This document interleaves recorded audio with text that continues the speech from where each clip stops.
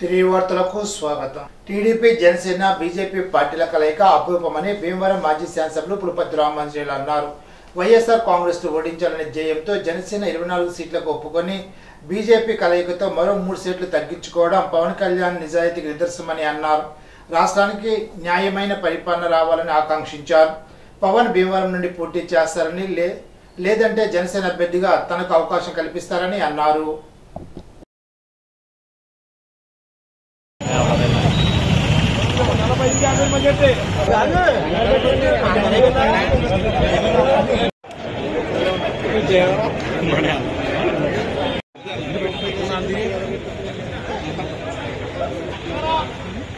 భీమవరం నియోజకవర్గం నుంచి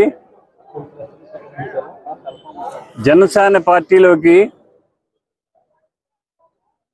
మాజీ శాసనసభ్యుడిగా నేను నా పరివారం అంతా కలిసి మంగళగిరిలోని గౌరవనీయులు పవన్ కళ్యాణ్ గారి ఆఫీసులో జాయిన్ అవ్వడం జరుగుతుంది. ఈరోజు ఉదయం 9 గంటలకు ఇక్కడి నుంచి బయలుదేరి మధ్యాహ్నానికి అక్కడికి వెళ్ళి 3-4 మధ్యలో పార్టీలో జాయిన్ అవ్వడం జరుగుతుంది. మరి తెలుగుదేశం కేడరు, జనసేన కేడరు నాయకులందరూ సుమారుగా 150 కార్లలో తీసుకుని వెళ్ళటం జరుగుతుంది. అందరూ కూడా చాలా ఉత్సాహంగా ఉన్నారు, అందరూ సంతోషంగా ఉన్నారు. మంచి నాయకుడి నాయకత్వంలో మనం చేరటానికి చాలా సంతోషిస్తున్నారు. మరి జనసేన, తెలుగుదేశం, బీజేపీ కలయిక అది అపూర్వ కలయిక. ఆ కలయిక సందర్భంగా మరి పవన్ కళ్యాణ్ గారు చేసిన త్యాగం అపురూపమైనది. ఆయన 24 సీట్లు ఒప్పుకుని మళ్ళీ బీజేపీ కలిసిన తర్వాత ఇంకా 2 సీట్లు 3 సీట్లు తగ్గినా కూడా ఒప్పుకుని ఈ కలయికతోటి వైఎస్ఆర్ పార్టీని చిత్తు కింద ఓడించాలనే ఆలోచన, ఆశయంతో ఆయన ముందుకు నడిచారు. పవన్ కళ్యాణ్ గారి ఆలోచన ఒకటే, నిజాయితీ అయిన పరిపాలన రావాలి, రౌడీలు గోండాలు పరిపాలించకూడదు, న్యాయమైన పరిపాలన రావాలి, ఈ సమాజం బాగుండాలి, యువతకు ఉద్యోగ అవకాశాలు కల్పించాలి, అందరూ సంతోషంగా ఉండాలి, యువత ఏ ఒక్కడు కూడా ఖాళీగా ఉండకూడదనే తపన ఆలోచనతో ఆయన ఉన్నారు. ఆ ఆలోచనతోనే మేము ముందుకు నడుస్తాం. భీమవరంలో సూపర్ స్టార్ ఘట్టంనేని కృష్ణ 7.5 అడుగుల కాంస్య విగ్రహాన్ని కృష్ణ సోదరుడు ఆదిశేషగిరిరావు ఆవిష్కరించారు. కృష్ణ, మహేష్ బాబు ఫ్యాన్స్ రాయపూడి శ్రీనివాసమూర్తి, కనకరాజు సూర్య ఆధ్వర్యంలో నిర్వహించిన కార్యక్రమంలో ఆదిశేషగిరిరావు భీమవరంలో గల అనుబంధాన్ని వివరించారు.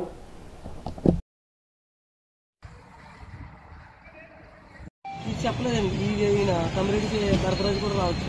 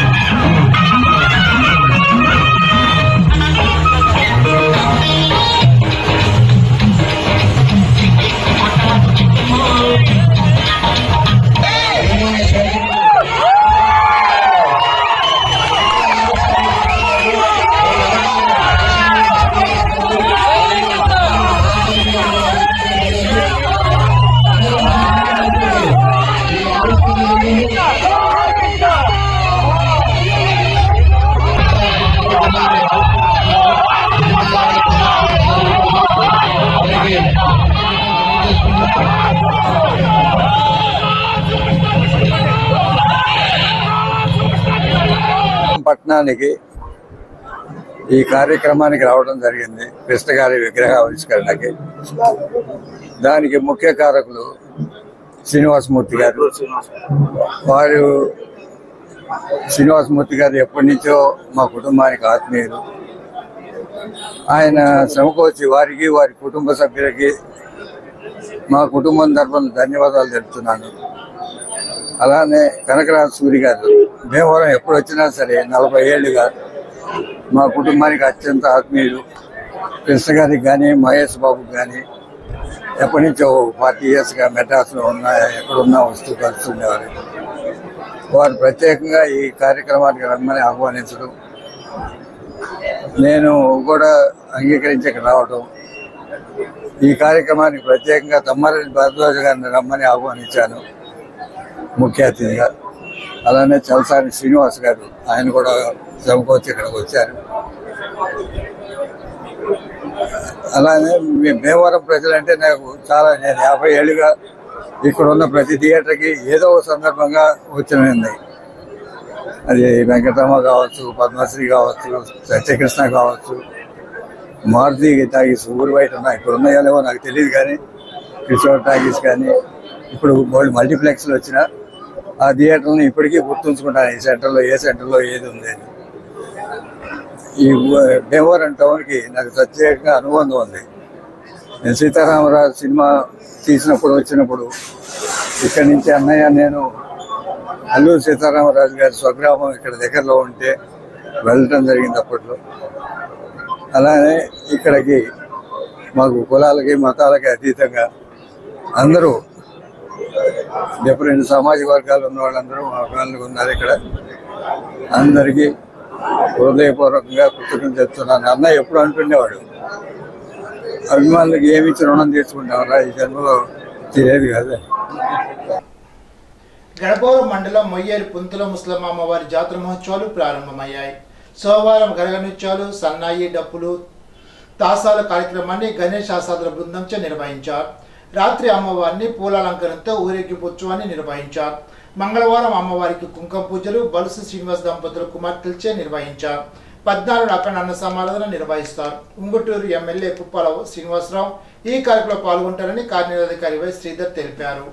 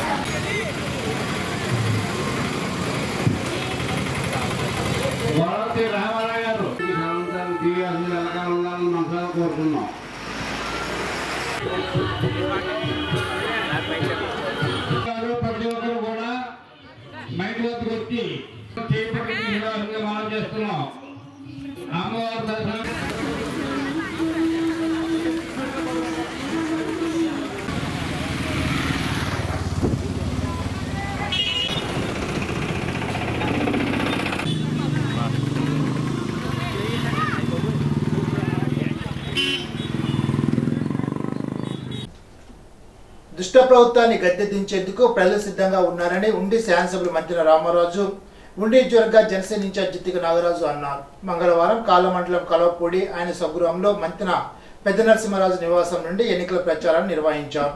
ఇంటింటికి తిరిగి ఆయన ఓట్లను అభ్యర్థించారు. మహిళలు హారతులిచ్చి స్వాగతం పలికారు.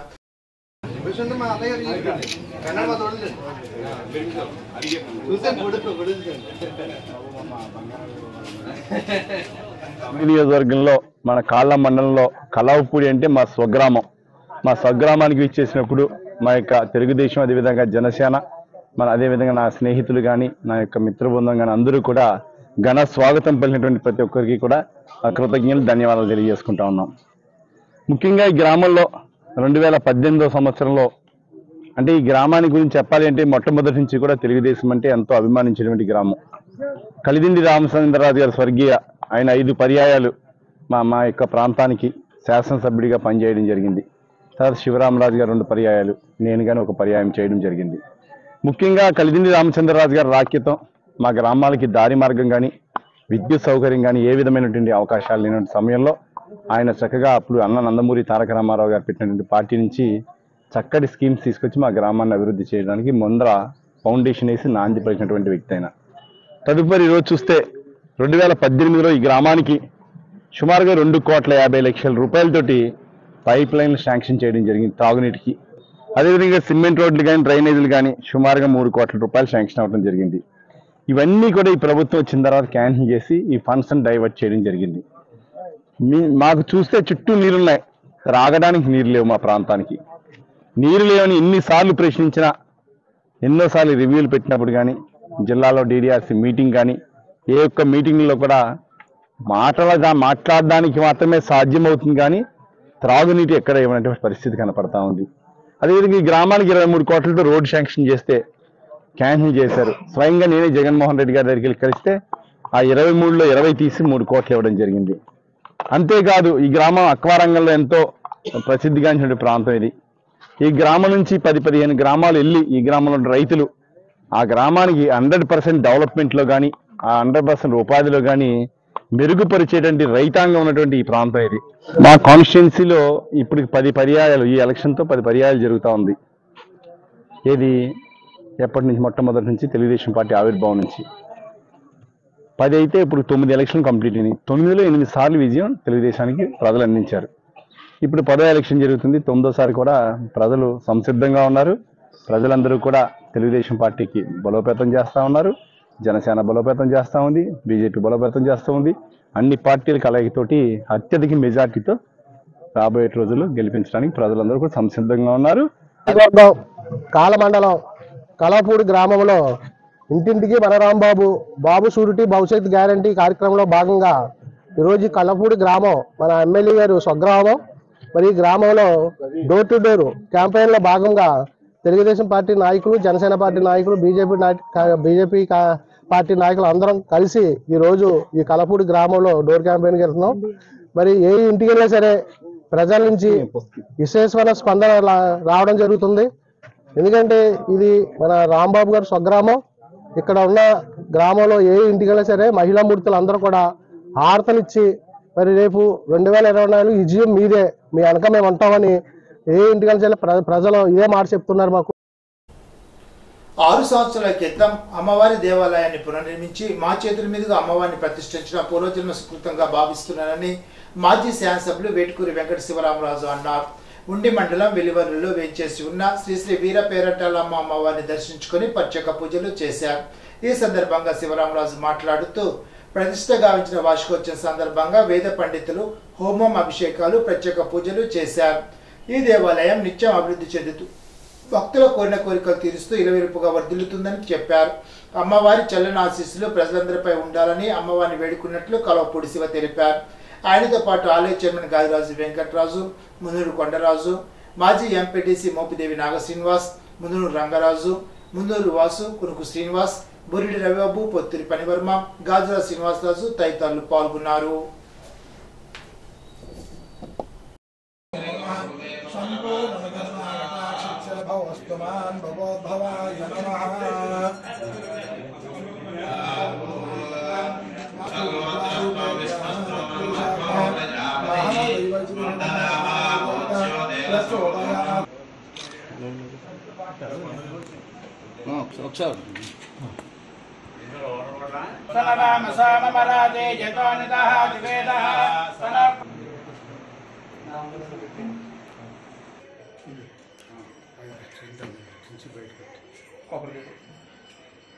వెలువరు గ్రామంలో వేంచేసి ఉన్న శ్రీ శ్రీ వీర పేరంటాలమ్మవారి దేవాలయంలో ఈరోజు ప్రతిష్ట గావించిన వార్షికోత్సవం సందర్భంగా దేవాలయంలో వేద పండితులు యోగం గావించి అట్లాగే అభిషేకం గావించి పూజా కార్యక్రమాలు నిర్వహించి పుణ్య దంపతులందరూ కూడా దీంట్లో పాల్గొని అమ్మవారిని ప్రార్థించటం, పూజించటం జరిగింది.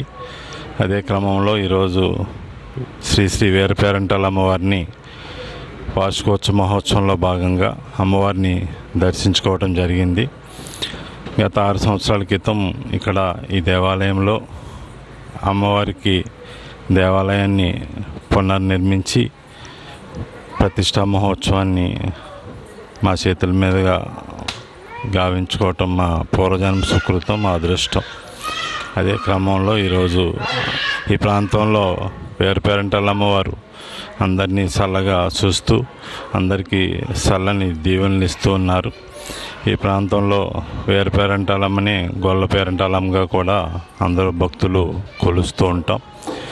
ఈ దేవాలయం నిత్యం అభివృద్ధి చెందుతూ నిరంతరం అలాగే భక్తులందరి కోరికలు తీరుస్తూ ఈ ప్రాంతంలో ఎలవేల్పుగా గొల్ల పేరంటాలమ్మవారు అదే వేరుపేరంటాలమ్మవారు వదిలుతున్నారు.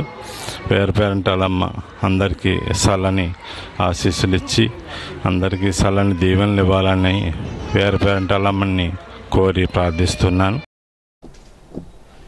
మొగల్దూరు మండలం పేరుపాలెంలో 28 కోట్లతో చేపట్టిన ముత్యాలపల్లి, మూలపర్రు, పేరుపాలెం, కేపీపాలెం రహదారికి రాష్ట్ర ప్రభుత్వ చీఫ్ విప్ ముదునూరు ప్రసాదరాజు శంకుస్థాపన చేశారు. పేరుపాలెం బీచ్లో 4,80,00,000తో నిర్మించిన సీసీ రోడ్డును ప్రసాదరాజు ప్రారంభించారు.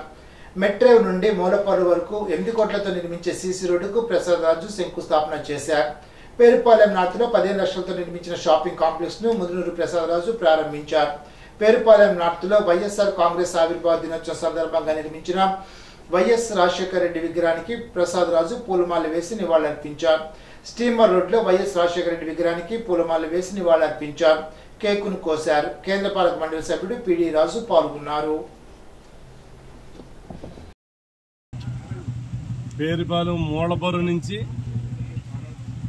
కేపీపాలెం వరకు పూర్తి చేసినటువంటి సిమెంట్ రోడ్ని సుమారు 4,80,00,000 రూపాయలతో నిర్మించినటువంటి సిమెంట్ రోడ్ని ప్రారంభోత్సవం చేసుకోవటం జరిగింది.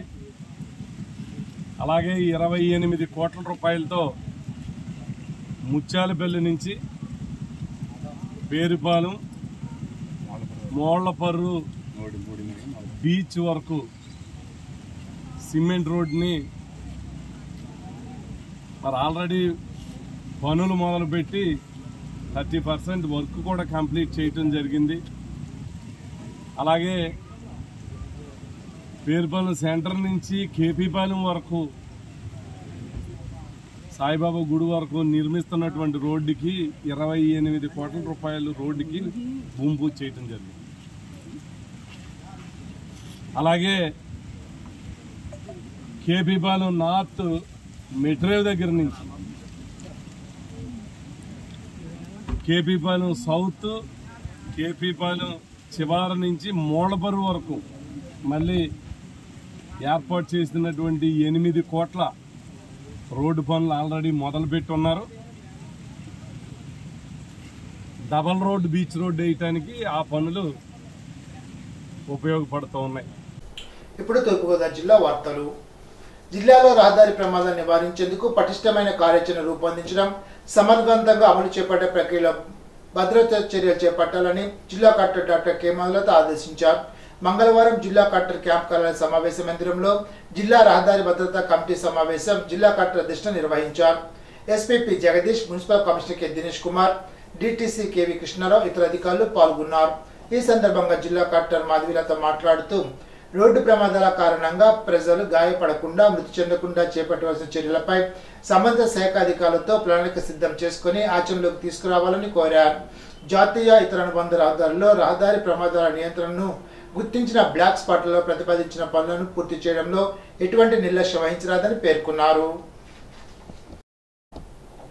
జంగారెడ్డిగూడెం అలపాటులో జరుగుతున్న వైఎస్ఆర్ చేయూత కార్యక్రమంలో ఎమ్మెల్యే ఎలిజా ఫ్లెక్సీని గుర్తు తెలియని వ్యక్తులు ఎత్తుకుపోయారు. దీంతో అధికారులు మరో ఫ్లెక్సీ ఏర్పాటు చేశారు. ఇది కావాలనే చేసిన దుశ్చర్యగా ఎలిజా వర్గీయులు అన్నారు. దౌర్భాగ్యమైనటువంటి పరిస్థితి ఏ ఎమ్మెల్యే కానీ లేకపోతే ఏ నియోజకవర్గంలో కూడా జరగకూడదని నేను చెప్తా ఉన్నాను. ఏంటంటే ఒక అధికారంలో ఉన్నటువంటి ఎమ్మెల్యే ఫ్లెక్సీని వాళ్ళు తీసేసి ఇలాగా కించపరచాలనే ఆలోచన ఎవరికైతే వచ్చిందో మరి వాళ్ళు అది నిజంగా వాళ్ళు సిగ్గుపడాల్సినటువంటి అంశం అది.